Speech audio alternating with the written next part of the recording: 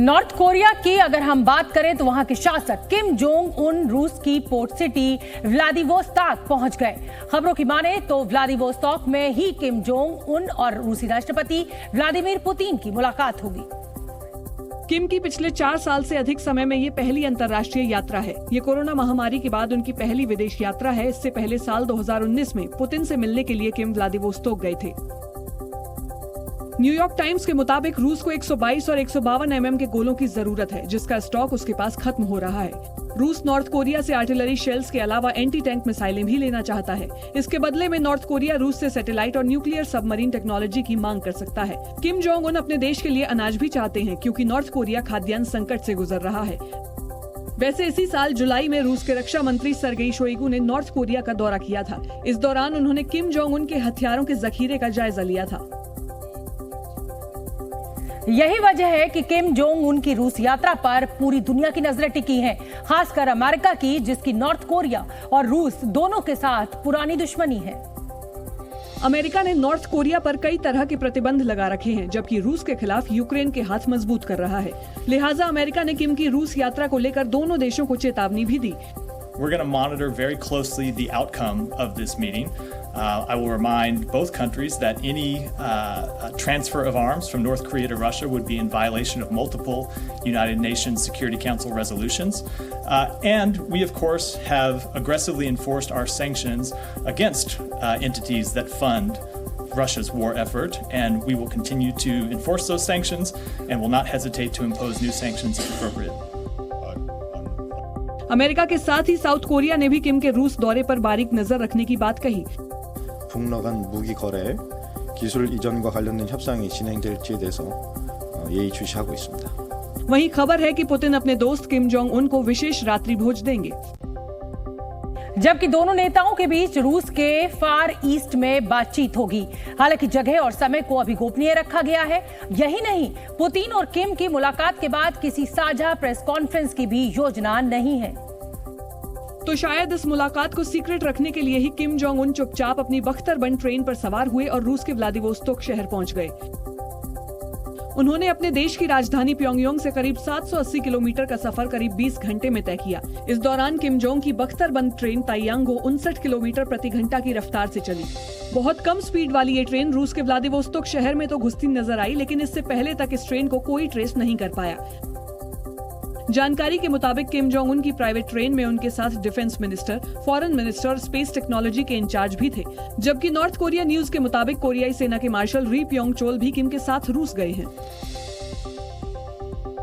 एक रिपोर्ट के मुताबिक किम जोंग उन की बख्तरबंद ट्रेन में 20 बुलेट प्रूफ गाड़ियां भी हैं। इससे ट्रेन और भारी हो गई और उसकी रफ्तार कम हो गई। लेकिन किम जोंग उन की ये निजी ट्रेन जितनी आलीशान है उतनी ही सुरक्षित भी है। किम की प्राइवेट ट्रेन में दर्जनों सिक्योरिटी एजेंट्स होते हैं जो ट्रेन के रूट को स्कैन करते रहते हैं। साथ ही आने वाले रेलवे स्टेशन पर बम और दूसरे खतरे को टालने का काम भी करते हैं। किसी भी आपात स्थिति के लिए इसमें satellite phone, TV, conference room और दूसरी सुविधाएं भी उपलब्ध हैं। इस बख्तरबंद ट्रेन में 22 बोगियां हैं, जिनमें किम जोंग उन की मर्सिडीज कारें भी चलती हैं। लगभग 250 मीटर लंबी और अत्याधुनिक सुविधाओं से लैस इस ट्रेन के सारे डिब्बे बख्तरबंद हैं, जिन पर गोली बारूद का कोई असर नहीं होता। इस ट्रेन के निकलने से ठीक पहले एक और प्राइवेट ट्रेन उसी पटरी से चलती है ताकि सुरक्षा सुनिश्चित की जा सके। पीछे पीछे किम की शाही ट्रेन होती है, जिसके बाद एक और ट्रेन भी रहती है जिसमें अतिरिक्त सिक्योरिटी और बाकी चीजें रहती हैं। सोवियत लीडर जोसेफ स्टालिन ने 50 के दशक में किम जोंग के दादा को ये ट्रेन तोहफे में दी थी। उसके बाद साल 1950 में कोरियन युद्ध के दौरान उन्होंने इसी ट्रेन को अपने हेडक्वार्टर की तरह इस्तेमाल किया था और यहीं से दक्षिण कोरिया के खिलाफ युद्ध के लिए अपनी रणनीति बनाई थी। लग्जरी लाइफ जीने के लिए प्रसिद्ध किम जोंग उन की इस ट्रेन में राजसी ठाट बाट की भी सारी व्यवस्था है। इसकी हर बोगी में विशाल बाथरूम और डाइनिंग हॉल तक है।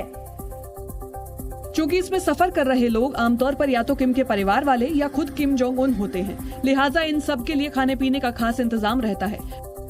ट्रेन में दुनिया के लगभग सभी हिस्सों के खास व्यंजन बनाने वाले शेफ मौजूद होते हैं। इसके अलावा लंबे सफर के दौरान बोरियत को दूर करने के लिए डांसर्स और सिंगर्स की टीम भी रहती है। इंटरनेशनल मीडिया की माने तो किम का मन बहलाने के लिए ट्रेन में चीयर लीडर्स भी होती हैं। इन चीयर लीडर्स को लेडी कंडक्टर भी कहा जाता है, जिन्हें मोटी सैलरी दी जाती है। पूरे देश से इसके लिए खूबसूरत लड़कियां छांटी जाती हैं जो ट्रेन में किम की खातिरदारी करती हैं। 2015 में तो लंबी, पतली और खूबसूरत लड़कियां तलाशने के लिए नॉर्थ कोरिया में एक अभियान चलाया गया था। खूबसूरत लेडी कंडक्टर्स के अलावा किम की प्राइवेट ट्रेन में हर कोच में मनोरंजन के लिए टेलीविजन भी है। हालांकि इसमें कुछ ही चैनल आते हैं जो सिर्फ नॉर्थ कोरिया की जानकारी देते हैं। नॉर्थ कोरिया के शासक किम जोंग उन की प्राइवेट ट्रेन एक चलता फिरता किला है, जिसकी सिक्योरिटी तो तगड़ी है ही, हर जरूरी सुविधा से भी लैस है ये ट्रेन। लेकिन सवाल यह है कि किम इसी ट्रेन से सफर क्यों करते हैं? कहा जाता है कि किम जोंग उन के पिता किम जोंग इल को हवाई यात्रा से डर लगता था, लिहाजा वो ट्रेन से ही सफर करते थे। लेकिन बाद में किम जोंग उन ने भी उनकी इस आदत को अपना लिया और ट्रेन को ही सफर का जरिया बना लिया।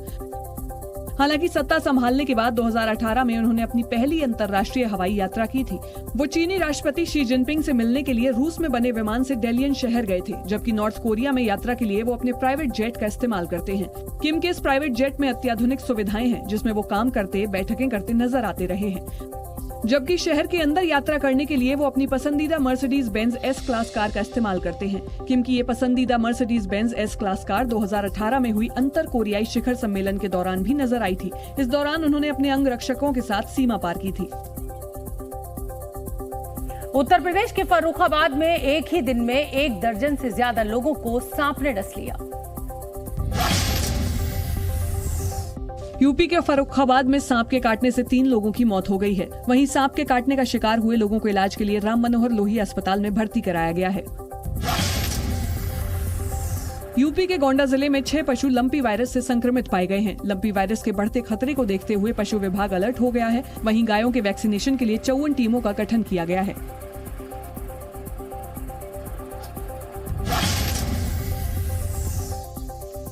कांग्रेस महासचिव प्रियंका गांधी ने आज हिमाचल प्रदेश के मंडी में बाढ़ से हुई तबाही का जायजा लिया।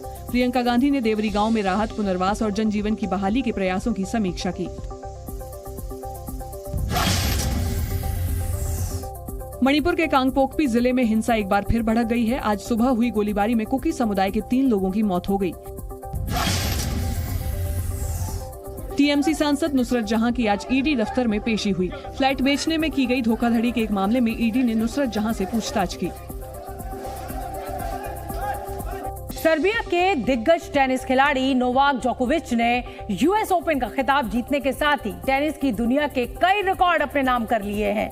हम आपको बता दें कि यूएस ओपन जीतने के साथ ही जोकोविच सबसे ज्यादा 24 ग्रैंड स्लैम खिताब जीतने वाले पहले टेनिस स्टार पुरुष बन गए हैं। साथ ही सबसे ज्यादा ग्रैंड स्लैम खिताब जीतने वाले खिलाड़ियों की लिस्ट में संयुक्त रूप से पहले पायदान पर पहुंच गए हैं। इससे पहले 24 ग्रैंड स्लैम जीतने का रिकॉर्ड 70 के दशक की महिला टेनिस खिलाड़ी मार्गरेट कोर्ट के नाम था। जोकोविच और मार्गरेट कोर्ट के बाद अब इस लिस्ट में अमेरिका की सेरेना विलियम्स हैं, जिन्होंने 23 ग्रैंड स्लैम्स जीते हैं। इसके बाद स्टेफी ग्राफ और राफेल नडाल का नंबर आता है, जिन्होंने 22 ग्रैंड स्लैम्स जीते हैं। लिस्ट में अगला नाम रॉजर फेडरर का है, जिनके पास 20 ग्रैंड स्लैम है। 36 साल के जोकोविच ने सबसे ज्यादा उम्र में यूएस ओपन जीतने वाले खिलाड़ी का भी रिकॉर्ड बनाया है।